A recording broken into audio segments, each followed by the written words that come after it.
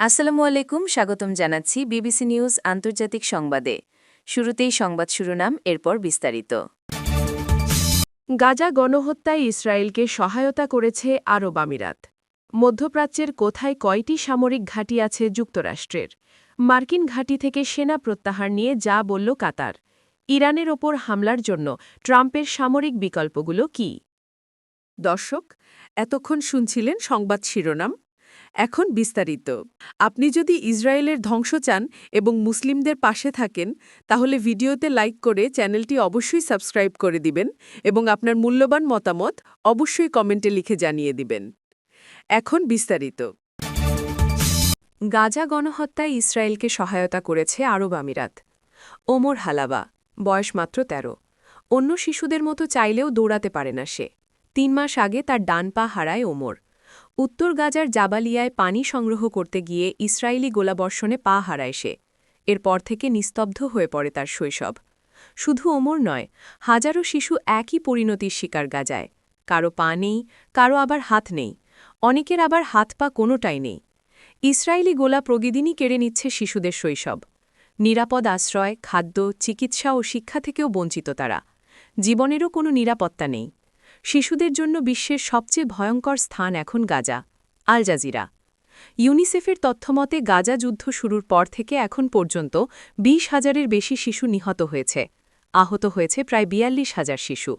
খাদ্য ও ত্রাণ সরবরাহে দীর্ঘমেয়াদী অবরোধ পরিস্থিতিকে আরও ভয়াবহ করেছে।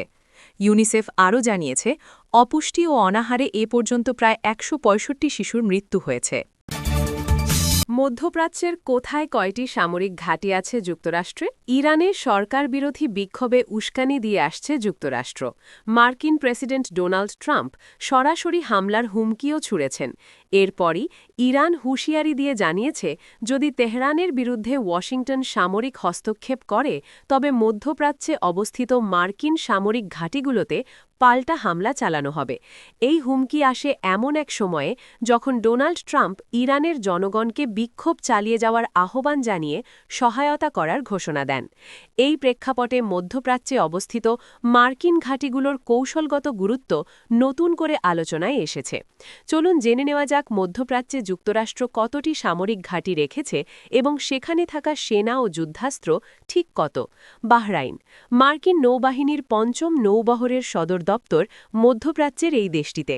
এই বহরের দায়িত্বের মধ্যে রয়েছে পারস্য উপসাগর, লোহিত সাগর, আরব সাগর এবং ভারত মহাসাগরের অংশবিশেষ। এটি মধ্যপ্রাচ্যে মার্কিন নৌ উপস্থিতির অন্যতম প্রধান কেন্দ্র। কাতার। দোহার বাইরে মরুভূমি এলাকায় অবস্থিত আল উদেইদ এয়ারবেস মধ্যপ্রাচ্যের সবচেয়ে বড় মার্কিন সামরিক ঘাঁটি। প্রায় ২৪ হেক্টর আয়তনের এই ঘাঁটিতে প্রায় ১০,০০০ মার্কিন সেনা আছে। এটি মার্কিন সেন্ট্রাল কমান্ডের ফরওয়ার্ড সদর দপ্তর, যার আওতায় মিশর থেকে শুরু করে কাজাখস্তান পর্যন্ত বিস্তৃত অঞ্চল রয়েছে। ২০২৫ সালের জানুয়ারিতে এখানে একটি নতুন এয়ার ও মিসাইল ডিফেন্স সমন্বয় কেন্দ্র চালু করা হয়, যা আঞ্চলিক বিমান ও ক্ষেপণাস্ত্র প্রতিরক্ষা ব্যবস্থাকে আরও সমন্বিত করবে। তবে ইরানের বিক্ষোভের কারণে বুধবারের মধ্যে এখান থেকে কিছু সেনা সরিয়ে নেওয়া হয়েছে। কুয়েত। কুয়েতে একাধিক গুরুত্বপূর্ণ মার্কিন সামরিক স্থাপনা রয়েছে। ক্যাম্প আরিফজান মার্কিন আর্মি সেন্ট্রালের ফরওয়ার্ড সদর দপ্তর। আলী আল সালেম এয়ারবেস ইরাক সীমান্তের কাছে অবস্থিত, দ্য রক নামে পরিচিত। ক্যাম্প বুয়েরিং ২০০৩ সালের ইরাক যুদ্ধের সময় স্থাপিত হয় এবং ইরাক ও সিরিয়ায় মোতায়েন সেনাদের জন্য একটি গুরুত্বপূর্ণ ট্রানজিট ও স্টেজিং ঘাঁটি। মার্কিন ঘাঁটি থেকে সেনা প্রত্যাহার নিয়ে যা বলল কাতার। কাতারের আল উদেদ সেনাঘাঁটি ছেড়ে যাওয়ার জন্য সেখানকার মার্কিন সেনা সদস্যদের পরামর্শ দিয়েছে যুক্তরাষ্ট্র। বিষয়টি নিশ্চিত করেছে কাতার কর্তৃপক্ষ। কারণ হিসেবে মধ্যপ্রাচ্যের দেশটি বলছে আঞ্চলিক উত্তেজনার কথা। কাতার কর্তৃপক্ষের বরাতে আল জাজিরা জানিয়েছে, চলমান আঞ্চলিক উত্তেজনার প্রেক্ষিতে আল উদেইদ বিমানঘাঁটি থেকে কিছু সদস্যকে প্রত্যাহার করা হয়েছে।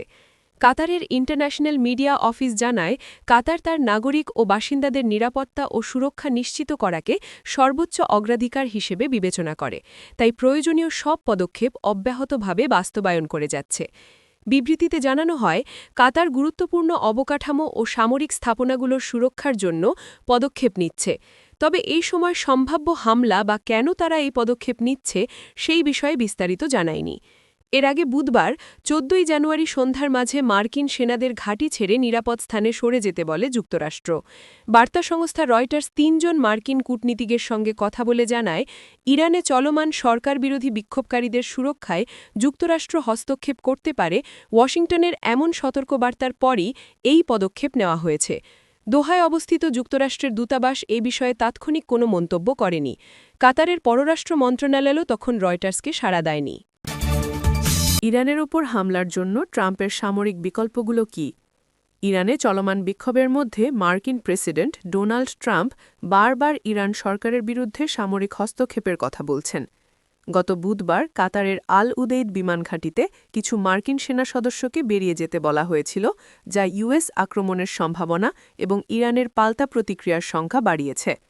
ট্রাম্প মঙ্গলবার ১৩ জানুয়ারি তার ট্রুথ সোশ্যালে লিখেছেন, ইরানি পেট্রিয়টরা বিক্ষোভ চালিয়ে যাও এবং তোমাদের প্রতিষ্ঠানগুলো দখল করে নাও। হত্যাকারী এবং নির্যাতনকারীদের নাম সংগ্রহ করো, তাদের বড় মূল্য দিতে হবে।